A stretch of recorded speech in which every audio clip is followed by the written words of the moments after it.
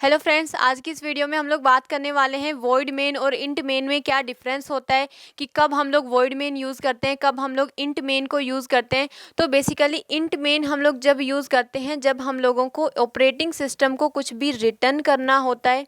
Okay, तो यानी कि इंट मेन क्या करता है, ऑपरेटिंग सिस्टम को कुछ ना कुछ रिटर्न कर रहा होता है। लेकिन वॉइड मेन क्या करता है, या ज़रूरी नहीं कि जो हमारा ऑपरेटिंग सिस्टम है उसी को रिटर्न कर रहा हो, जो भी फंक्शन हो सकता है उसको कोई फंक्शन कॉल कर रहा हो तो उसको कुछ ना कुछ वैल्यू रिटर्न करता है। वॉइड अगर हम लोग लिखें वॉइड मेन, तो उसके अंदर क्या होता है कि कुछ भी रिटर्न वो नहीं करता है। रिटर्न जो है हम लोग एक कीवर्ड यूज़ करते हैं रिटर्न नाम का, जो कि जो भी हम लोग वैल्यू रिटर्न करते हैं वो रिटर्न कीवर्ड के हेल्प से करते हैं।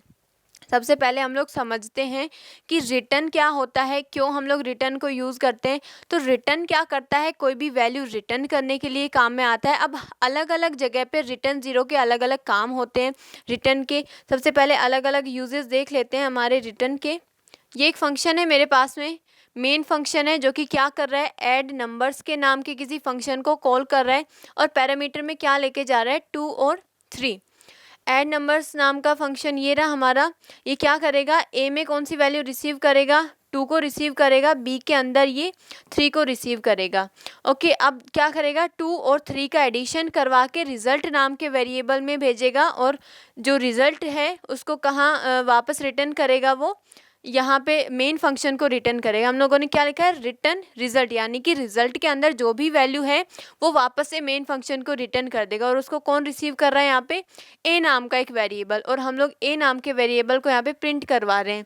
तो बेसिकली क्या हो रहा है कि मेन फंक्शन है, उसने ऐड नंबर्स के नाम के फंक्शन को कॉल किया, तो ये क्या कर रहा है, वापस से मेन फंक्शन को कोई ना कोई वैल्यू रिटर्न कर रहा है। यहाँ पे कोई ना कोई वैल्यू रिटर्न करने के लिए हम लोग यहाँ पे रिटर्न को काम में ले रहे हैं।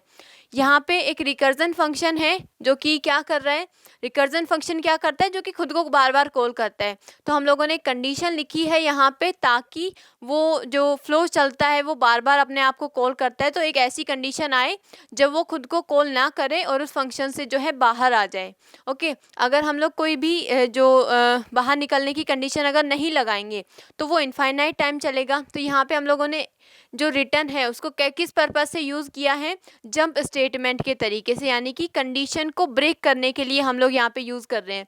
कि हम लोगों ने कंडीशन लिखी कि जब भी हमारा x 0 हो जाए उस टाइम पे क्या कर दे, रिटर्न, और रिटर्न करके जो भी हमारा फंक्शन है उससे बाहर चला जाए। यहाँ पे हम लोग इंट सिर्फ x नहीं लिखेंगे, इंट x लिखेंगे, थोड़ा सा गलत हो गया।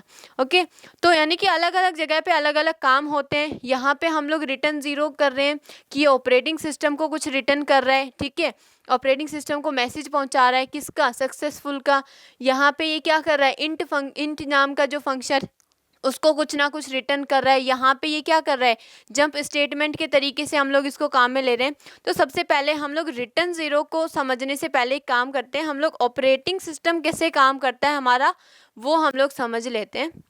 तो ऑपरेटिंग सिस्टम कैसे काम करता है कि ऑपरेटिंग सिस्टम के ऊपर हम लोगों ने मान लो अलग अलग एप्लीकेशन चलाई हुई हैं, ब्राउज़र हमारा चल रहा है, गेम हमारा चल रहा है, MS वर्ड हम लोग काम में ले रहे हैं, VLC प्लेयर चल रहा है, C का प्रोग्राम चल रहा है कोई। तो ये सारे फंक्शन जो है हमारे ऑपरेटिंग सिस्टम पे परफॉर्म किए जा रहे हैं। तो ऑपरेटिंग सिस्टम क्या होता है कि ऑपरेटिंग सिस्टम के पास में जो भी रिसोर्सेज होते हैं, जो भी मेमोरी होती है उसके पास में वो स्पेसिफिक होती है। CPU का जो भी यूजेज है वो उसके पास में स्पेसिफिक यानी कि लिमिटेड है। तो क्या करता है कि वो कुछ टाइम के लिए कुछ रिसोर्सेज ब्राउज़र को अलोकेट कर देगा, ठीक है, कुछ अपने रिसोर्सेज किसको अलोकेट कर देगा, ब्राउज़र को। जैसे कि कुछ पार्ट ऑफ रैम ब्राउज़र को अलोकेट कर दिया, कुछ पार्ट जो कुछ परसेंट ऑफ जो CPU है वो ब्राउज़र को अलोकेट कर दिया, कुछ परसेंट ऑफ MB गेम के लिए अलोकेट कर दिया, कुछ percent of MB C program के लिए अलोकेट कर दिया। तो इस तरीके से सबको थोड़ा थोड़ा जो है वो जो अपनी रैम है उसको डिवाइड कर देता है, यानी कि रिसोर्सेज को डिवाइड कर देता है। ये कैसे काम करता है, स्लोट्स के अंदर काम करता है, यानी कि कुछ टाइम के लिए वो ब्राउज़र को रन करेगा, कुछ टाइम के लिए वो सी जो गेम है हमारा उसको रन करेगा, कुछ टाइम के लिए C प्रोग्राम को रन करेगा, कुछ टाइम के लिए MS वर्ड को रन करेगा। इस तरीके से स्लोट्स में हमारा जो ऑपरेटिंग सिस्टम है वो कोई भी काम परफॉर्म करता है। और ये इतनी स्पीड में होता है कि हम लोगों को लगता है कि वो सारे काम पैरेलली हो रहे हैं, यानी कि एक साथ हो रहे हैं, लेकिन जो ऑपरेटिंग सिस्टम है वो क्या करता है कि उनको पैरेलली रन नहीं करता है, कुछ स्पेसिफिक टाइम के लिए, यानी कि थोड़ा टाइम उसको देता है, थोड़ा टाइम गेम को दे देगा, थोड़ा टाइम MS वर्ड को, इस तरीके से काम करता है। तो जैसे हमारा सी प्रोग्राम चल रहा है, ठीक है, अब इसका काम कंप्लीट हो चुका है, उस टाइम पे हम लोग क्या करते हैं, रिटर्न ज़ीरो की हेल्प से हम लोग क्या करते हैं कि ऑपरेटिंग सिस्टम को मैसेज देते हैं कि अब हमारा जो भी काम है, जो प्रोग्राम है, वो सक्सेसफुली एग्जीक्यूट हो चुका है, हमारा काम फिनिश हो चुका है। अब हम लोगों ने जो भी, या सी प्रोग्राम ने जो भी रिसोर्सेज जो कंज्यूम किए हुए थे, ऑपरेटिंग सिस्टम अब उनको फ्री कर दे और किसी और जो काम के लिए उनको अलोकेट कर दे। जैसे कि गेम है, गेम ख़त्म होने के बाद गेम क्या कर रहा होगा, कुछ भी ऑपरेटिंग सिस्टम को रिटर्न कर रहा होगा, जिससे ऑपरेटिंग सिस्टम को ये इंडिकेशन पहुंच रहा होगा कि उसका काम फिनिश हो चुका है, अब उसके जो भी रिसोर्सेज हैं अब उनको फ्री कर दिया जाए।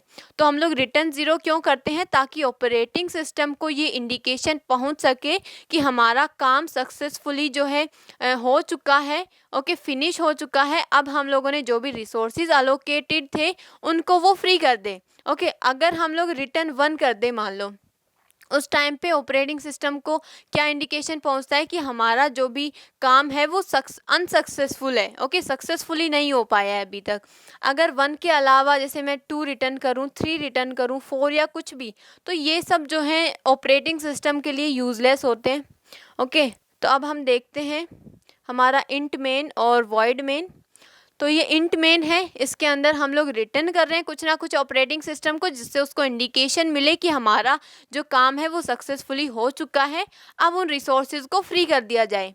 वॉइड मेन कुछ भी रिटर्न नहीं कर रहा है यहाँ पे, यानी कि कुछ भी ऑपरेटिंग सिस्टम को रिटर्न नहीं कर रहा है, जिससे ऑपरेटिंग सिस्टम को ये मैसेज मिले कि उसका काम कंप्लीट हो चुका है, अब रिसोर्सेज को फ्री कर दिया जाए। तो क्या होता है बेसिकली, जब हमारे पास में स्टार्टिंग में जब हमारी सी लैंग्वेज बनी थी 1972 के अंदर, जब सी लैंग्वेज आई थी, उस टाइम के जो ऑपरेटिंग सिस्टम थे वो क्या करते थे कि खुद से मेमोरी जो जो रिसोर्सेज थे उनको फ्री नहीं करते थे, ठीक है, खुद से कोई भी रिसोर्स वो लोग फ्री नहीं करते थे, जो भी उन लोगों ने जो रिसोर्सेज किसी और को अलोकेट करवाए वो खुद से फ्री नहीं करते थे।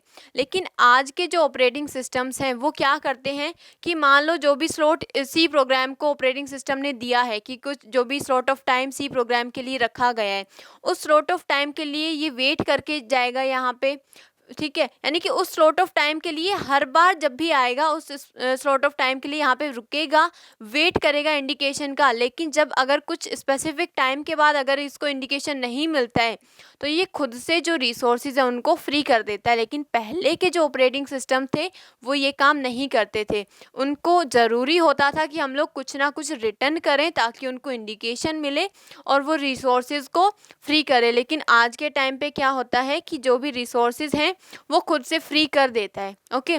तो अगर हम लोग यहाँ पे रिटर्न ज़ीरो ना लिखें, ठीक है, मैंने यहाँ पे रिटर्न ज़ीरो नहीं लिखा होता, मैं सिर्फ इंट मेन फंक्शन लिखती, उस केस में क्या होता है, तो जो हमारा कंपाइलर होता है वो बाय डिफ़ॉल्ट ऑपरेटिंग सिस्टम को रिटर्न ज़ीरो कर ही देता है, okay. So thanks for watching my video. अगर कोई भी डाउट हो इस केस में तो मुझे कमेंट सेक्शन में ज़रूर बताएं। Happy coding.